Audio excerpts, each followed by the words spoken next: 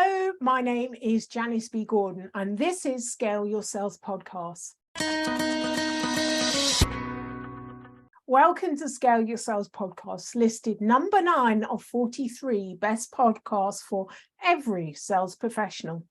I am Janice B. Gordon, the customer growth expert, recommended by LinkedIn Sales as one of 15 innovating sales influencers to follow. In today's episode of Scale Your Sales Podcast, my guest talks about make it about them, choose curiosity over judgment, and through every step of the selling process. She said, you've got to truly listen and shut off your own assumptions. She says there's too much assumptions in the sales process.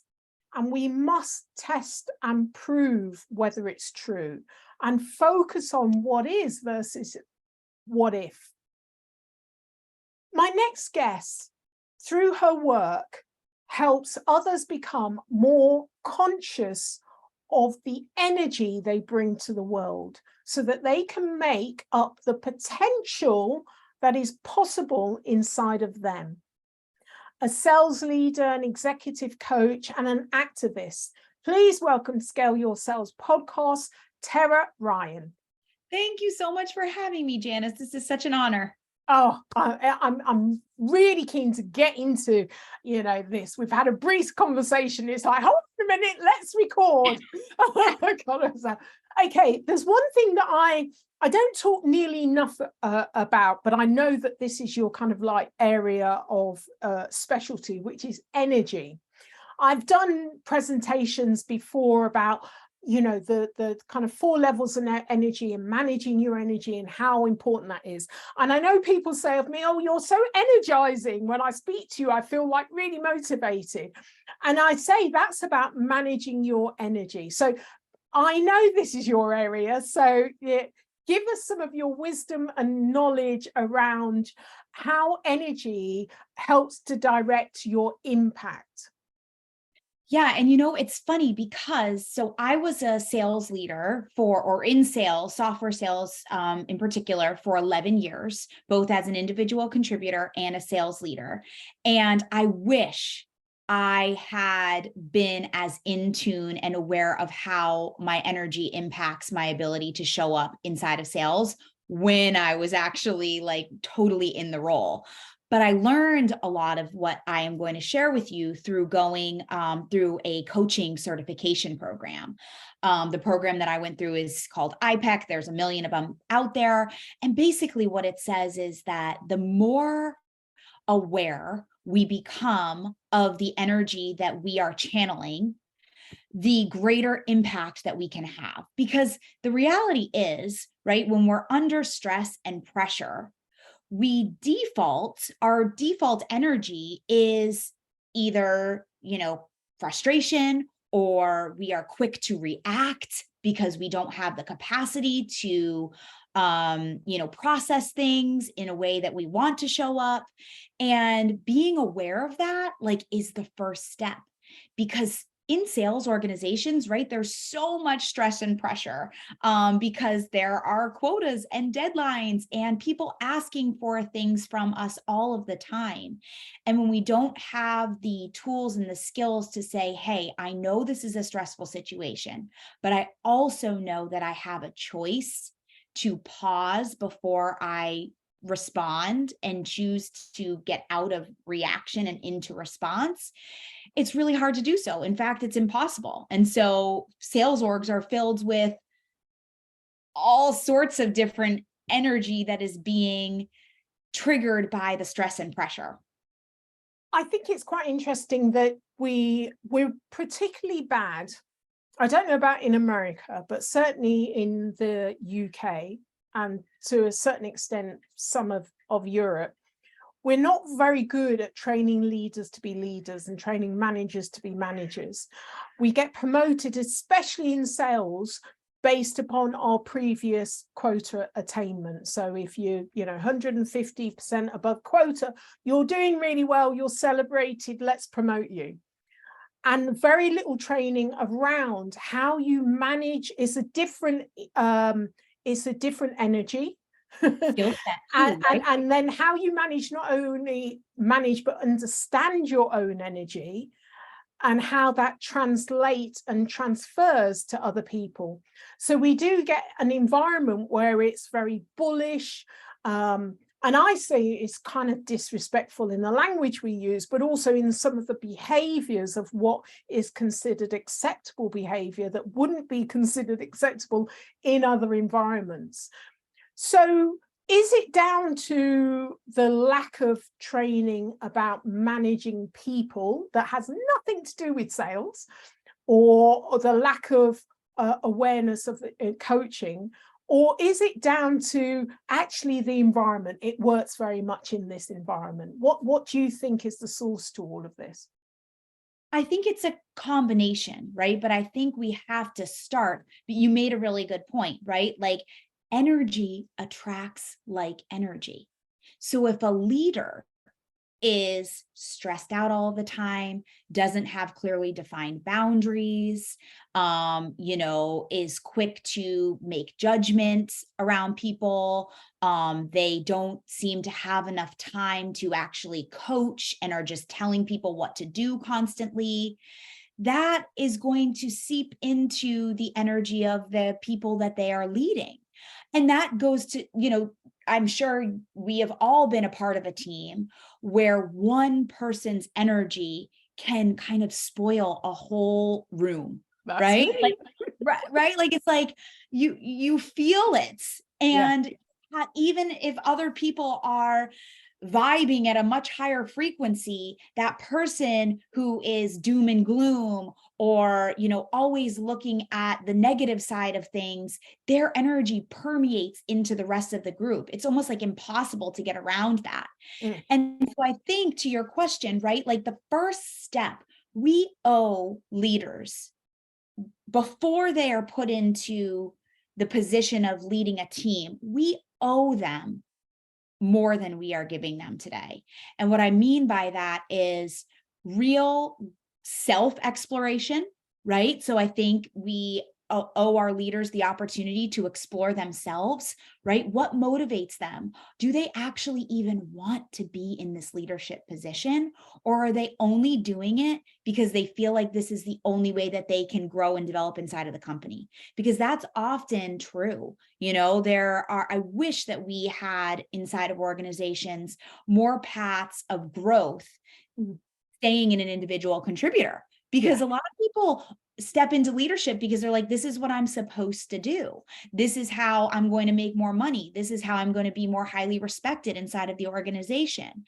But it's not actually what they, the details of the job is not actually what they want to be doing. So I think we owe people that are exploring leadership an opportunity to self-reflect. And then I think those that really do want to step into a leadership role, we need to equip them with and prep them ahead of time by saying, like, look, you are an excellent individual contributor, and that is why we are, giving you this opportunity. But it is going to be so different, right? And in order to actually build a team that trusts you and is motivated and is going to be able to reach their full potential, you have to find that inside of them versus telling them exactly what they should be doing, because that's different for every person. So I think we owe people stepping into leadership positions a lot more than we are giving them today. Yeah. I remember I started, I've started several businesses, but I started a business where it was dependent on employing lots of, more staff than me. Yes. And after a number of years, I realized so it's all very well if you have 4 employees, but when you have 20 employees, that's a whole different game. And, you know, I felt in the end that I was just working to pay all of these taxes, not only for the company, for the employees, but also kind of like to not micromanage, but, you know, all of the little detail of, you know, you never know who's going to turn up that day, you know, as in their mindset and their attitude or what's happened in their lives. And it's like, how the moment I signed up to run a business, not manage, you know, like a category of personalities and things like that. It's a whole different ball game. And the thing is, you need to, in order to grow a business, you have to grow through your employees. So that's a job that I didn't sign up for. I didn't realize how much time was involved that I'm going to have to invest in that. But unless I did invest the time and to turn on each one of those employees differently, then the business wouldn't grow anyway. And I think it's about that kind of education and understanding, because even though, you know, I had an MBA, I'd run other businesses, until you're doing that, sometimes you just don't realize that, okay, I can do it, but I don't want to. You know, I know what that feels like, and I don't want to do that anymore, you know. Exactly, because when we're doing things that we don't want to be doing, we show up with a different type of energy. Yeah. Right? Yeah. Like we're much more quick to judge. We're much more quick to react. It's much easier to fall into frustration, anger, resentment, even. And so I always start, you know, with my coaching clients now. One of the first questions we go into is like, what do you want to be doing? What do you want? Let's block out the shoulds and actually tap into yourself, and give yourself the freedom to say, this is what I want to be doing. Is it my perception? And I wonder, you know, I think of my girlfriends and, you know, kind of my boyfriends and the kind of conversation, I don't mean in terms of relationship, but just the difference between men and women, even like my brother and my sister, and the kind of the way that I communicate with them and the kind of conversations we have. Is there a difference? I have a sense there is, but I'm sure you will know, between how men and women communicate, the kind of things, the kind of self-introspection that a woman would do compared to a man would do. And I know that it's like some men are saying, hang on a moment, Janice, but, you know, generally is that, and where does that come from? Because I get a sense that women are quite good at looking into themselves and working it out and going for personal development. And so when they come into a leadership role, they're coming with a better knowledge of self. Is that true? It's a generalization, but yes, right? Most of the time. But I think that we don't give men the space and the safety to feel like they can have those types of conversations. So I can say that, like, when I have started a coaching relationship with a male client, and I truly give them the space to be vulnerable and open to talk through their fears and the things that are blocking them, I have heard in one single session, right? Like, I'm thinking of this one male client that I had.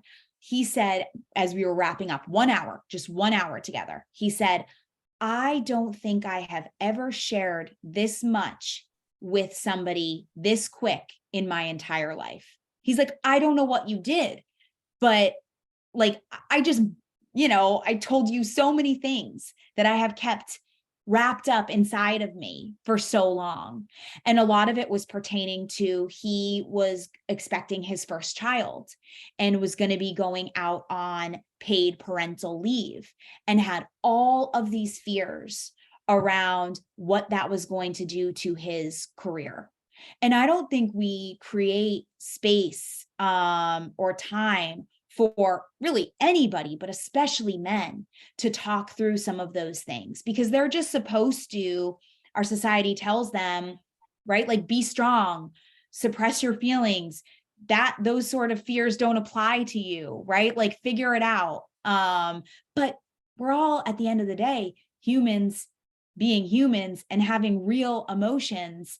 And I don't think he even realized how much those fears around, stalling his career progression were like the impact it was having on his ability to show up in work today before Yeah. he even went out on leave, and probably impacting his relationship with his partner, right? Like, I'm sure that those feelings, because he had not shared them with her, were showing up in certain ways at home. Yeah. Right. And so I just think that we don't allow ourselves to talk through so many of the different feelings that we have, and we don't realize how by suppressing those feelings, it's impacting our ability to show up in all of the different spaces that we do in any So given the day. other question I have, this is again another sense, but you'll know more than me, is the generational differences. My sense is that men, younger men, so Gen Z,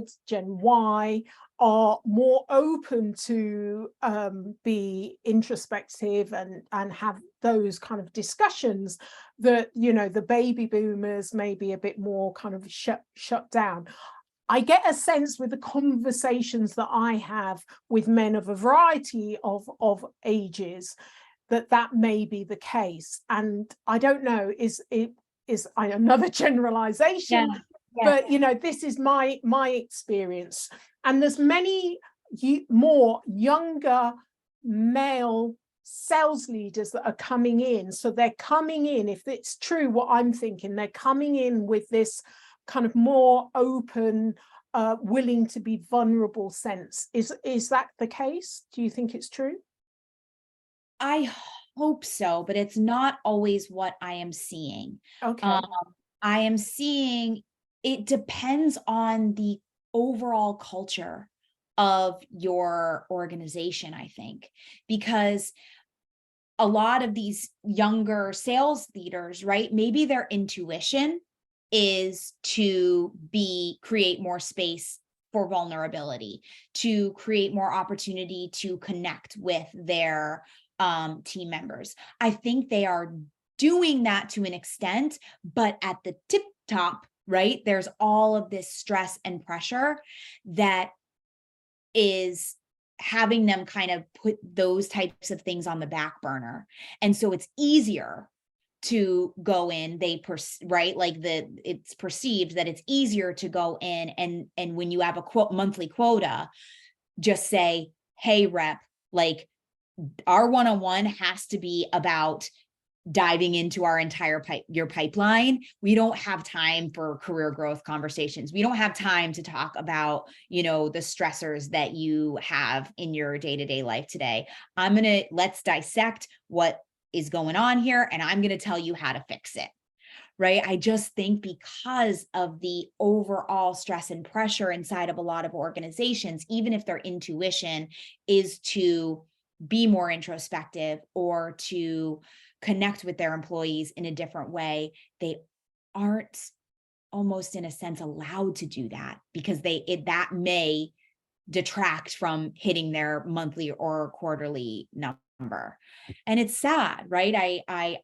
I think that the answer to that is one, on the individual level, getting really, really clear with yourself around how important those things are, so that even when there is pressure from the top to conduct yourself in that way, you have the confidence to push back and say, hey, look, I hear you. Thank you so much. But I know that this is going to be the way that I get the most out of my people, and I want to do what's best for them.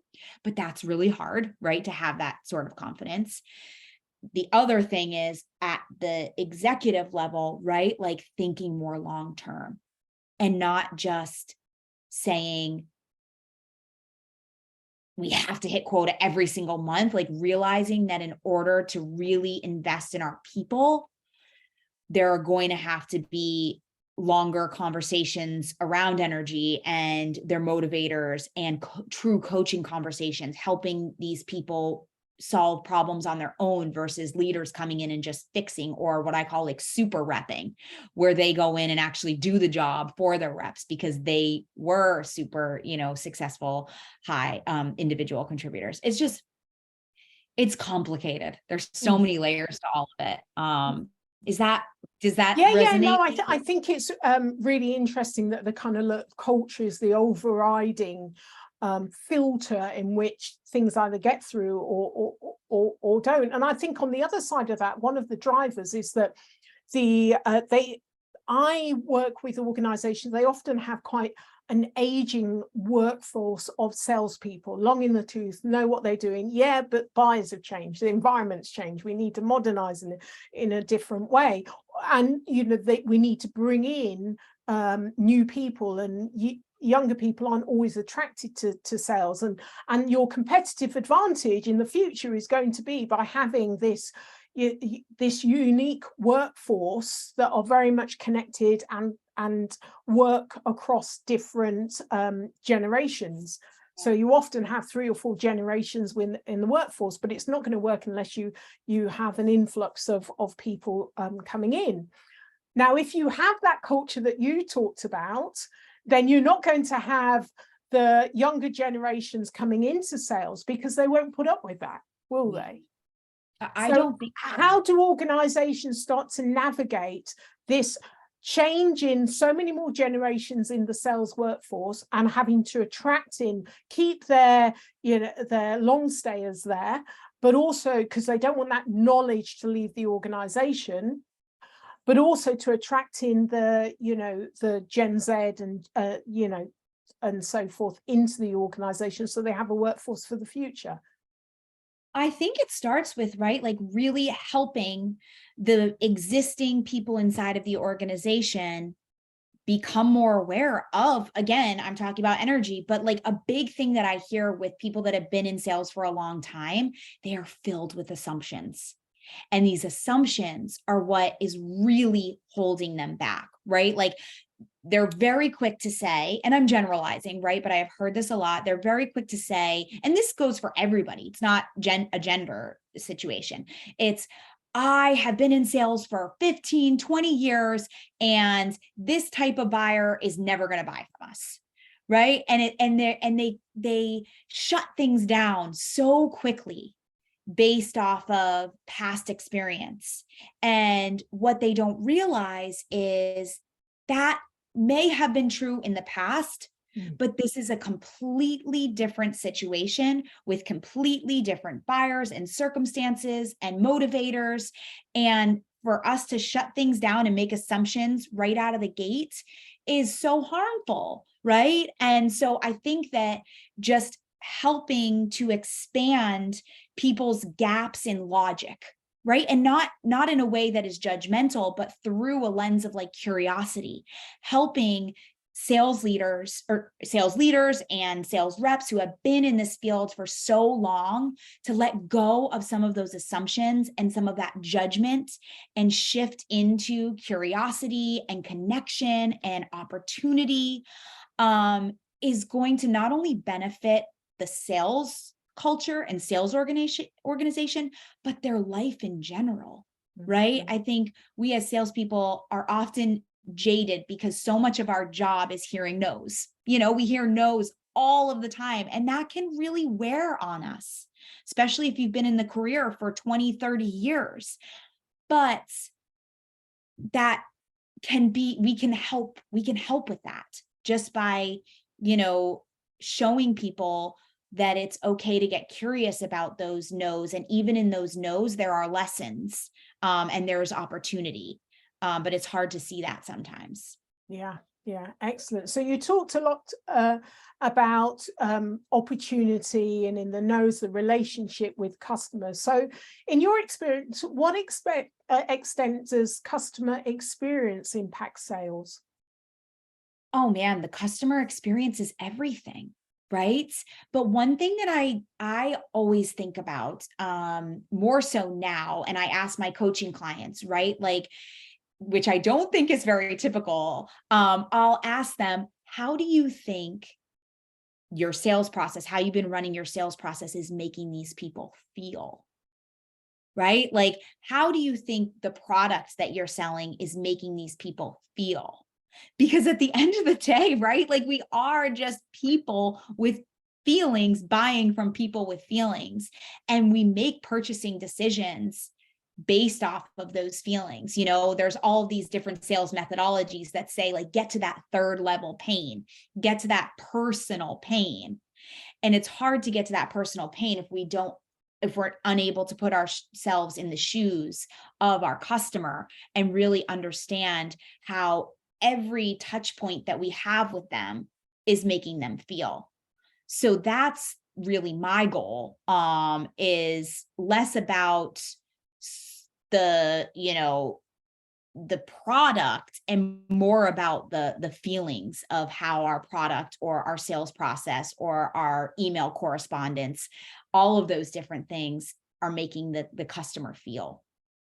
That's really interesting. How do you have the net promoter score and all of these things that actually are not really used in the way that they were designed for, and often misused, and we all get these on our phone. We do something minor and then we get a whole series of emails, and then your customer, instead of feeling great about you, they feel like, oh, I wish this person would go away. So how do you measure it in a way that it's transferable and becomes part of the culture, that you're aware of how things, whether it's the service, the product, the whatever you do, that there is a kind of a female, there is a feeling feedback loop? How do you do that in an organization? Yeah, so I think a couple of different ways. When I work with my clients one-on-one, a lot of what we talk through is building stronger communication skills with our customers, right? Like, and prospects, not being afraid to ask them about how the process is making them feel, right? Like, so for example, prefacing each call with, I'm gonna, this is what you can expect during this call. At the end of this conversation, after we talk through everything that you want to discuss and some of the things that I want to discuss, I'm going to ask you how you feel in terms of moving forward with me and the products that I'm offering you. Are you okay with that? Yes, right? Just being more comfortable having human-centric conversations with our buyers, Yeah. And not shying away from some of those questions that get to the root of how they are feeling, right? Things like, before you even go into the sales process, what do you want this sales process to feel like? Yeah. Get that information from them. And then on the company level, I think that we have a real opportunity to send more surveys throughout the sales process, right? In an automated fashion that goes directly to sales leadership. One question survey. How, if you could rate your your engagement with our sales rep 1 to 10, what would the rating be so far? Just to gauge how things are going, because I don't think we really give our prospects and customers the opportunity to raise that sort of information on a regular basis.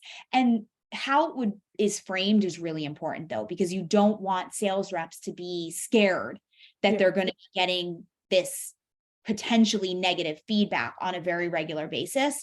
So how you frame feedback, that it's a gift, that it's not going to be used against them, that is simply a tool for us to get better and stronger as a unit, and for us to hone in on some of the ways that we want to, as a company, develop them.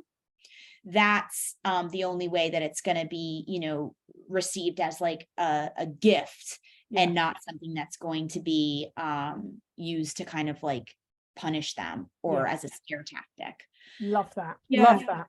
So if you're on a desert island, what would be the one thing you took with you? Well, this might not be surprising to those listening, but it would be my journal, so that I could journal about my feelings. And if I'm all by myself, right, I'm going to want to write things down about what I'm seeing and what I'm feeling and what I'm learning, what's frustrating me, how desperately I want to be with people again, so yeah, my journal. Excellent, excellent. Well, thank you for sharing your experience, your energy. I've absolutely loved talking to you. So thank you for being a guest on Scale Your Sales podcast, Tara. Thank you so much for having me. This has been wonderful. Thank you for listening to this week's episode of Scale Your Sales podcast. If you like this discussion, feel free to listen to other episodes or watch the captioned show on YouTube and subscribe to future episodes. I would really appreciate it if you would leave a positive review on iTunes. Thank you.